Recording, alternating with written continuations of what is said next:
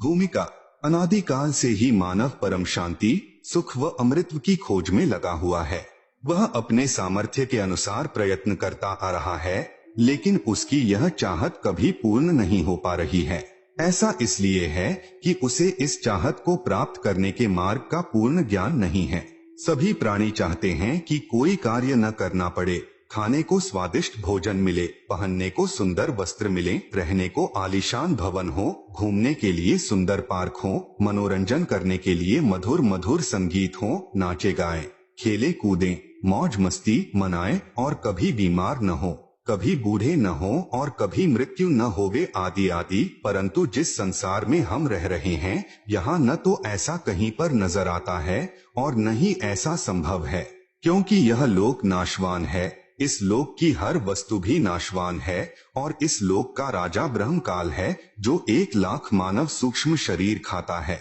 उसने सब प्राणियों को कर्म भ्रम व पाप पुण्य रूपी जाल में उलझाकर 3 लोक के पिंजरे में कैद किए हुए है। कबीर साहेब कहते हैं कि कबीर 3 लोक पिंजरा भया, पाप पुण्य 2 जाल, सभी जीव भोजन भये, एक खाने वाला काल, गरीब एक पापी एक पुनी आया, एक है सूम दलेल रे, बिना भजन कोई काम नहीं आवे, सब है जम की जेल रे। कर्म भ्रम कर्म बराबर सिद्धांत, जैसा करोगे वैसा प्राप्त करोगे यानी भरोगे। भ्रम बराबर संशय युक्त ज्ञान जो वेदों तथा गीता में काल ब्रह्म ने प्रदान किया है।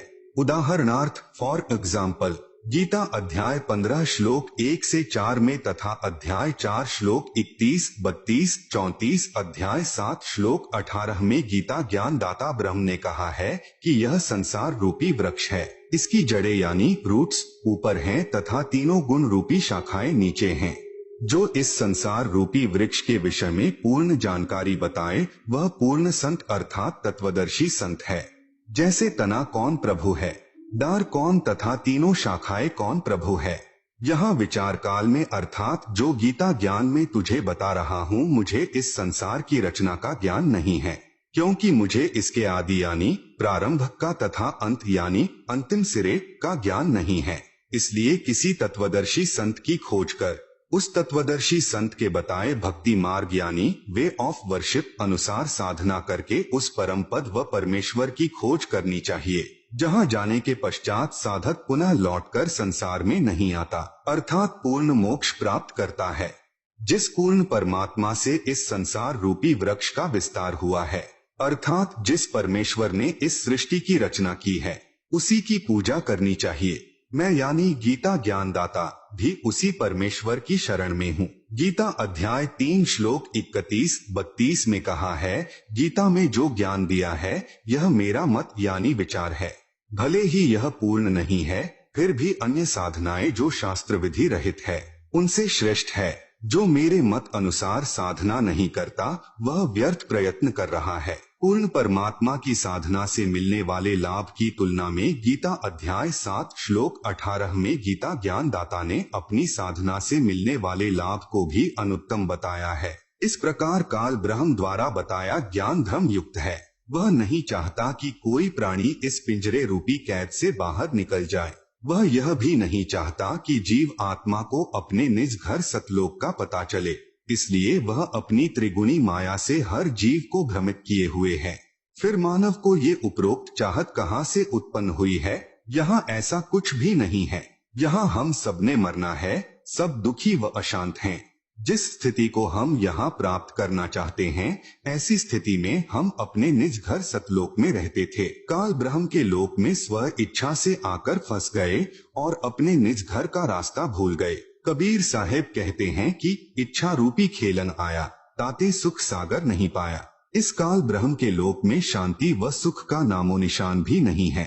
त्रिगुणी माया से उत्पन्न काम, क्रोध, लोभ, मोह, अहंकार, राग, द्वेष, हर्ष, शोक, लाभ, हानि, मान, बड़ाई रूपी अवगुण हर जीव को परेशान किए हुए हैं। यहाँ एक जीव दूसरे जीव को मार कर खा जाता है, शोषण करता है, इज्जत लूट लेता है, धन लूट लेता है, शांति छीन लेता है। यहाँ पर चारों तरफ आग लगी है।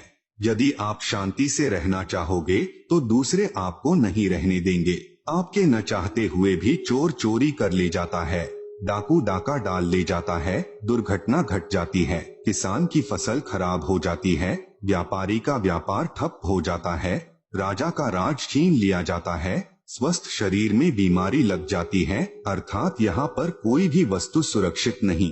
राजाओं के राज, इज्जतदार की इज्जत, धनवान का धन, ताकतवर की ताकत और यहाँ तक कि हम सभी के शरीर भी अचानक छीन लिए जाते हैं।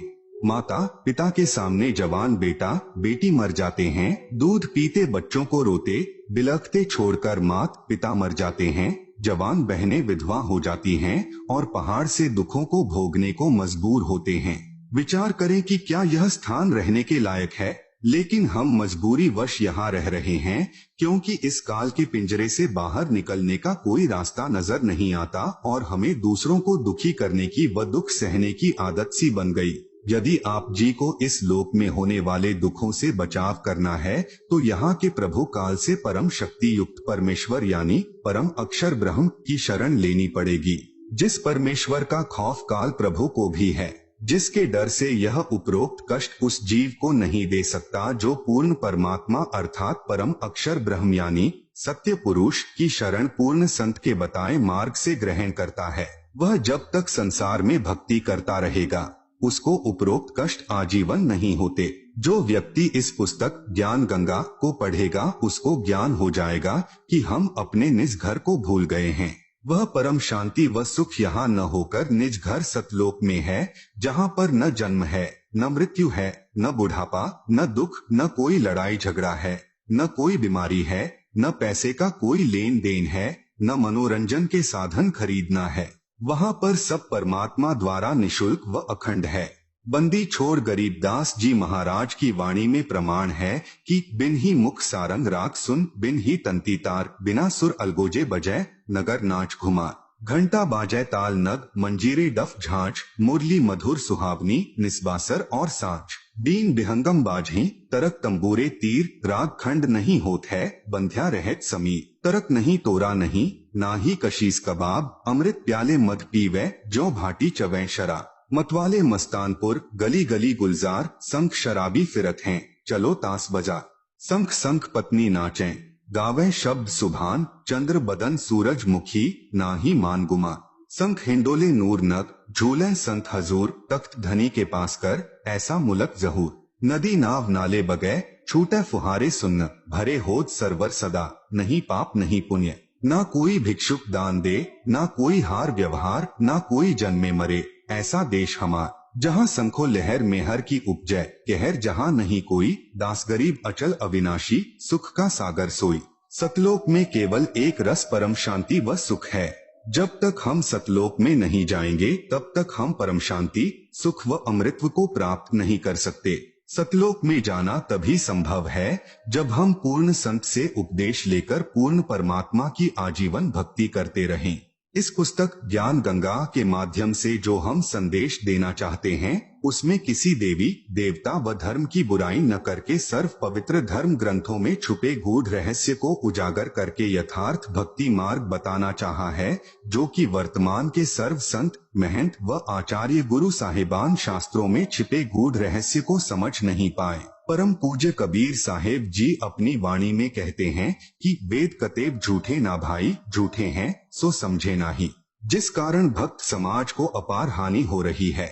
सब अपने अनुमान से व झूठे गुरुओं द्वारा बताई गई शास्त्र विरुद्ध साधना करते हैं, जिससे न मानसिक शांति मिलती है और न ही शारीरिक सुख, न ही घर व कारोबार में लाभ होता है और न ही परमेश्वर का साक्षात्कार होता है और न ही मोक्ष प्राप्ति होती है। यह सब सुख कैसे मिले तथा यह जानने के लिए कि मैं कौन हूँ, कहाँ से आया हूँ, क्यों जन्म लेता हूँ, क्यों मरता हूँ और क्यों दुख भोगता हूँ, आखिर यह सब कौन करवा रहा है और परमेश्वर कौन है, कैसा है, कहाँ है तथा कैसे मिलेगा और ब्रह्मा विष्णु और शिव के माता पिता कौन हैं और किस प्रकार से काल ब्रह्म की जेल से छुटकारा पाकर अपने निज घर यानी सतलोक में वापस जा सकते हैं।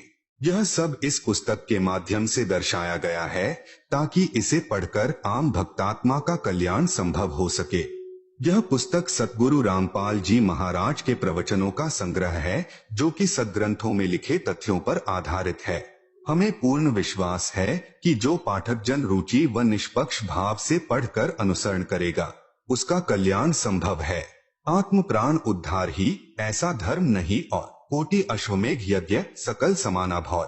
जीव उद्धार परम पुण्य ऐसा कर्म नहीं और मरुस्थल के मृगजों सब मर गए दौड़ दौड़। भावार्थ, यदि एक आत्मा को सतभक्ति मार्ग पर लगाकर उसका आत्म कल्याण करवा दिया जाए तो करोड़ अश्वमेघ यज्ञ का फल मिलता है और उसके बराबर कोई भी धर्म नहीं है। जीवात्मा के उद्धार के लिए किए गए कार्य अर्थात सेवा से श्रेष्ठ कोई भी कार्य नहीं है। अपने पेट भरने के लिए तो पशु पक्षी भी सारा दिन भ्रमते हैं, उसी तरह वह व्यक्ति है जो परमार्थी कार्य नहीं करता। परमार्थी कर्म सर्वश्रेष्ठ सेवा जीव कल्याण के लिए किया कर्म है। जीव कल्याण का कार्य न करके सर्व मानव मरुस्थल के हिरण की तरह दौड़ दौड़ कर मर जाते हैं, जिसे कुछ दूरी पर जल ही जल दिखाई देता है और वहां दौड़ कर जाने पर थल ही प्राप्त होता है। फिर कुछ दूरी पर थल का जल दिखाई देता है, अंत में उस हिरण की प्यास से ही मृत्यु हो जाती है। ठीक इसी प्रकार जो प्राणी इस काल लोक में जहां हम रह रहे हैं वे उस हिरण के समान सुख की आशा करते हैं, जैसे निसंतान सोचता है संतान होने पर सुखी हो जाऊंगा। संतान वालों से पूछे तो उनकी अनेकों समस्याएं सुनने को मिलेंगी। निर्धन व्यक्ति सोचता है कि धन हो जाए तो मैं सुखी हो जाऊं। जब धनवानों की कुशल जानने के लिए प्रश्न करोगे तो ढेर सारी परेशानियां सुनने को मिलेंगी। कोई राज्य प्राप्ति से सुख मानता है, यह उसकी महाभूल है। राजा यानी मंत्री, मुख्यमंत्री, प्रधानमंत्री, राष्ट्रपति को स्वप्न में भी सुख नहीं होता। जैसे 4-5 सदस्यों के परिवार का मुखिया अपने परिवार के प्रबंध में कितना परेशान रहता है। राजा तो एक क्षेत्र का मुखिया होता है, उसके प्रबंध में सुख स्वप्न में भी नहीं होता। राजा लोग शराब पीकर कुछ गम भुलाते हैं, माया इकट्ठा करने के लिए जनता से कर यानी टैक्स लेते हैं। फिर अगले जन्मों में जो राजा सत्य भक्ति नहीं करते, पशु योनियों को प्राप्त होकर प्रत्येक व्यक्ति से वसूले कर यानी टैक्स को उनके पशु बनकर लौटाते हैं। जो व्यक्ति मनमुखी होकर तथा झूठे गुरुओं से दीक्षित होकर भक्ति तथा धर्म करते हैं, वे सोचते हैं कि भविष्य में सुख होगा, लेकिन इसके विपरीत दुख ही प्राप्त होता है। कबीर साहब कहते हैं कि मेरा यह ज्ञान ऐसा है कि यदि ज्ञानी पुरुष होगा तो इसे सुनकर हृदय में बसा लेगा और यदि मूर्ख होगा तो उसकी समझ से बाहर है। कबीर, ज्ञानी हो तो हृदय लगाई, मूर्ख हो तो गम ना पाई। अधिक जानकारी के लिए कृपया प्रवेश करें इस पुस्तक ज्ञान गंगा में। इस पुस्तक को पढ़कर सुप्रीम कोर्ट के वरिष्ठ अधिवक्ता श्री सुरेश चंद्र ने कहा, इस पुस्तक का नाम तो ज्ञान सागर होना चाहिए। कलयुग में सत्ययुग संत रामपाल जी के